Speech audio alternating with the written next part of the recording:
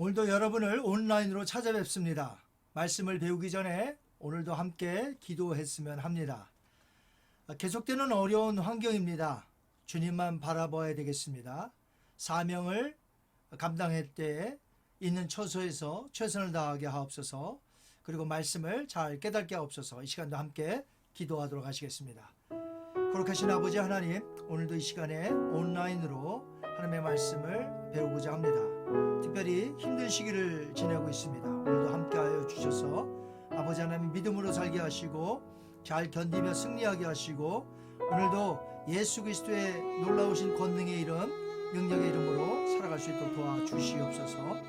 아버지 하나님, 오늘도 말씀을 배웁니다. 우리에게 참된 지식과 영처를 주셔서 깨닫는, 듣는 마음 주셔서 오늘도 말씀으로 충만하게 하옵소서. 감사하며 예수님의 이름으로 기도하옵나이다. 아멘.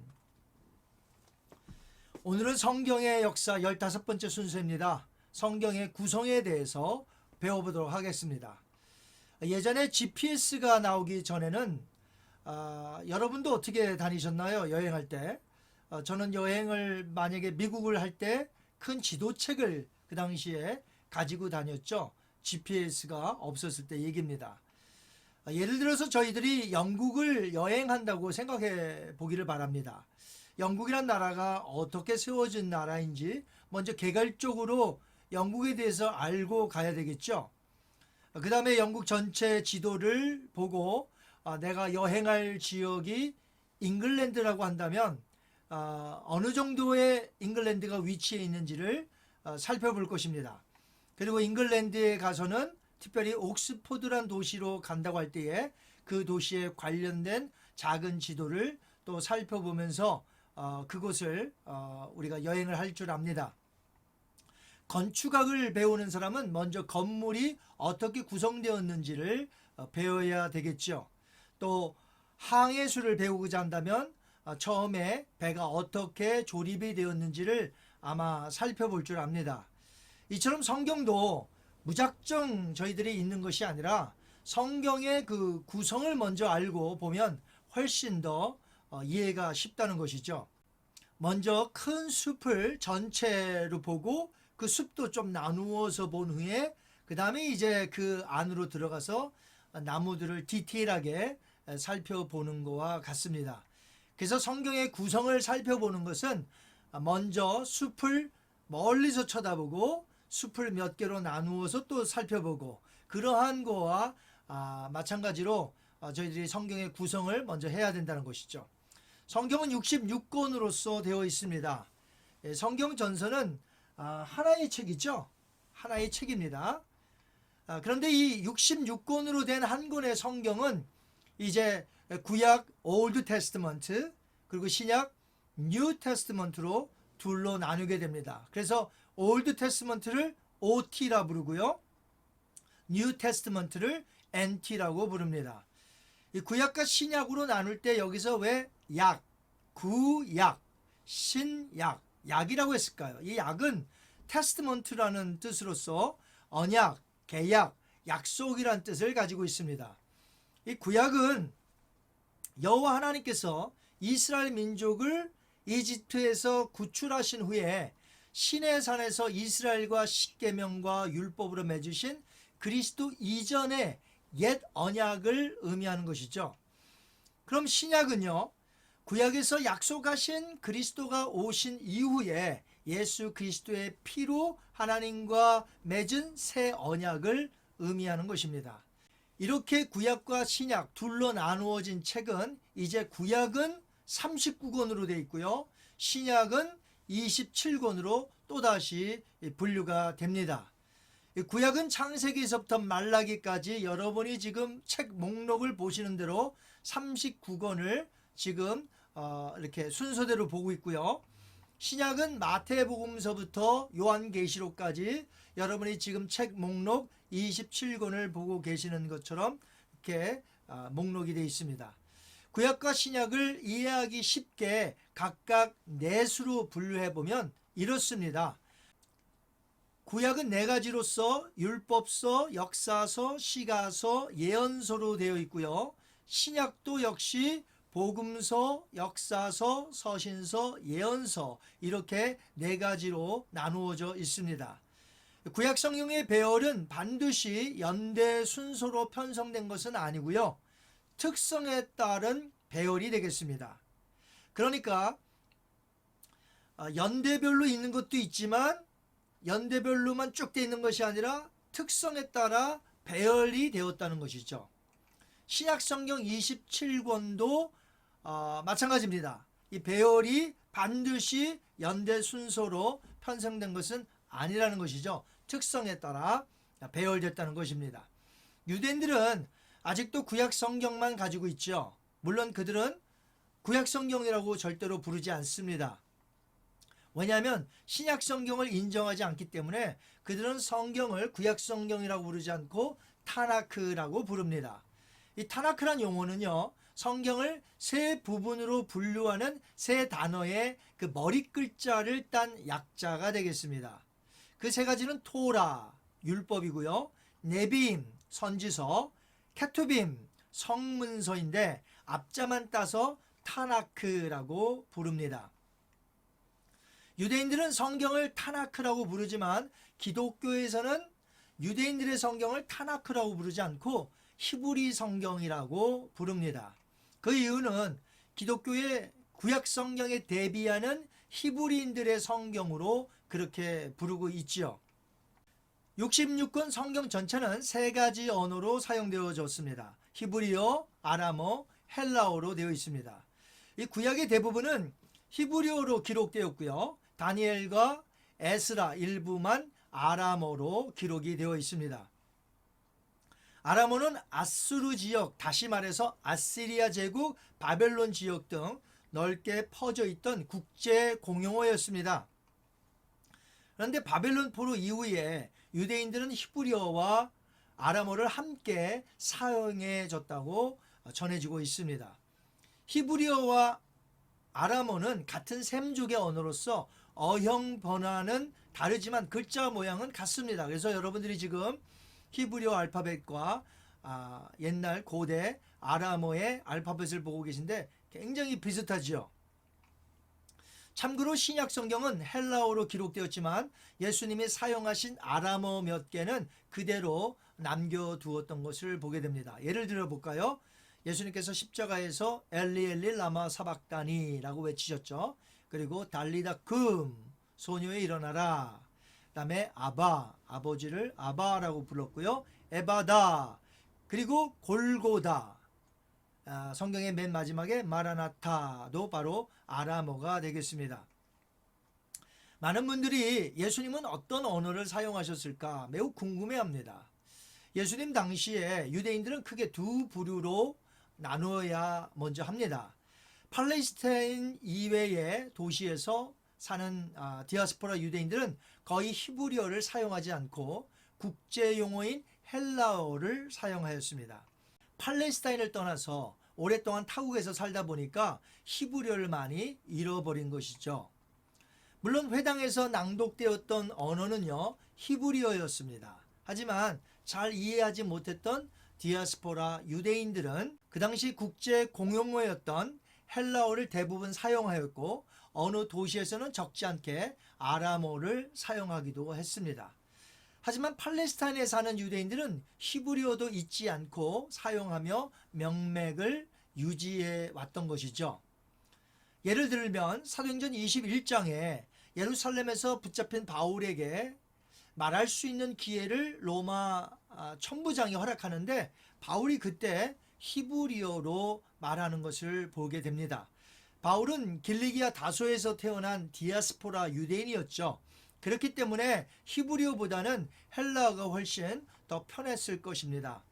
바울은 예루살렘으로 유학 온 사람이었기 때문에 히브리어도 잘했을 것입니다. 그래서 바울은 모인 유대인들에게 히브리어로 말했던 것입니다. 사도행전 21장 40절에서 22장 2절을 제가 한번 읽어보겠습니다. 천부장이 허락하거늘 바울이 충대 위에 서서 백성에게 손짓하여 매우 조용히 한 후에 히브리 말로 말하니라. 부형들아, 내가 지금 여러분 앞에서 변명하는 말을 들으라. 그들이 그가 히브리 말로 말함을 듣고 더욱 조용한지라 이어 이르되 하면서 히브리 말로 자기의 간증을 하게 되는 것을 보게 됩니다. 팔레스타인 성전과 회당 안에서 성경 낭독과 가르침, 절기 때 그리고 어떤 예식을 할 때는 반드시 히브리어로 진행이 되었습니다. 팔레스타인 중에서도 예루살렘은 특별히 히브리어를 많이 사용했다고 합니다. 그렇다면 예수님은 어떤 언어들을 사용하셨을까요? 예수님께서도 팔레스타인에서 자라나셨기 때문에 히브리어, 아람어를 사용하셨고요. 또한 국제 통용어인 헬라어도 아셨을 것입니다. 성장하신 갈릴리는요, 이방인 땅처럼 개방되었기 때문에 당연히 헬라어가 많이 사용되었고 그때 예수님도 헬라어를 아셨을 것입니다. 어떤 학자들은 예수님은 라틴어도 사용하실 수 있었다고 말하기도 합니다. 그래서 2004년도에 상영된 그리스도의 순환 아시죠? The Passion of the Christ. 여기에 보면 예수님과 총독 빌라도는 서로 라틴어로 대화하는 것으로 영화에 그렇게 묘사되었습니다. 로마 제국 시대였으니 라틴어도 아셨을 줄 알아요. 여하튼 예수님은 삶 속에서 주로 히브리어와 아람어 그리고 헬라어를 사용하셨을 것입니다. 그럼 신약은 왜 전체 헬라어로 기록이 되었을까요? 헬라어는 그 당시에 세계적으로 사용하였던 국제 공용어였습니다. 그렇게 이방 지역에 복음 전파를 위해서 헬라어로 전부 기록한 것입니다. 그럼 성경의 전체 주제는 무엇일까요? 한마디로 예수 그리스도를 통한 하나님의 구원 사역이 되겠습니다. 구약 성경은 그리스도의 오심에 대한 신적인 준비에 대하여 기록하였고 신약 성경은 구약의 예언이 그리스도를 통하여 어떻게 성취되었는가를 보여주고 있습니다. 하나님께서 하늘과 땅을 창조하여 인간으로 살게 하셨지만 인간의 죄악으로 이 세상이 타락했습니다. 그러나 하나님은 약속대로 구원자 예수 그리스도를 보내어 주셨죠. 그를 통해서 죄인들이 구원을 받고 다시금 죄가 없는 새하늘과 새 땅이 펼쳐진다는 내용입니다. 이런 내용을 전달해 주시려고 1600년간 걸쳐서 신구약 성경이 기록된 것입니다. 주전 1500년경에서부터 주후 100년경까지 기록을 하였으니 약 1600년에 걸쳐서 기록한 책입니다. 이 저자들은 약 40여 명쯤 되는데요. 약 20개 정도의 다른 직업을 가진 자들이었고요. 지식의 수준도 천차만별이었습니다. 그들은 10개국에서 살며 이미 말씀을 드린 대로 세 가지 언어, 즉 히브리어, 아람어, 헬라어로 기록을 했습니다. 성경에 등장한 지명은 1551지명이며 성경에 등장인물은 2930명입니다. 저자들은 주로 나무인 파피루스와 양피지 가죽의 성경을 기록하였습니다. 성경은 신구약 합쳐서 1189장입니다. 성경을 정확하게 반으로 이렇게 펼쳐보시면요. 시편이 나오는데 시편 119편이 절반 정도 해당이 되겠습니다. 그래서 구약부터 성경을 읽기 시작하여 성경 시편 119편을 여러분이 읽으셨다면 내가 지금 성경 절반 정도를 읽었구나 생각하시면 된다는 거죠. 그러면 성경에서 우리가 쉽게 찾을 수 있는 이 chapter, 장, verse, 이 절들 이런 것들을 언제부터 구분이 되었을까요? 성경 저자들이 장과 절들을 구분해 놓은 것일까요?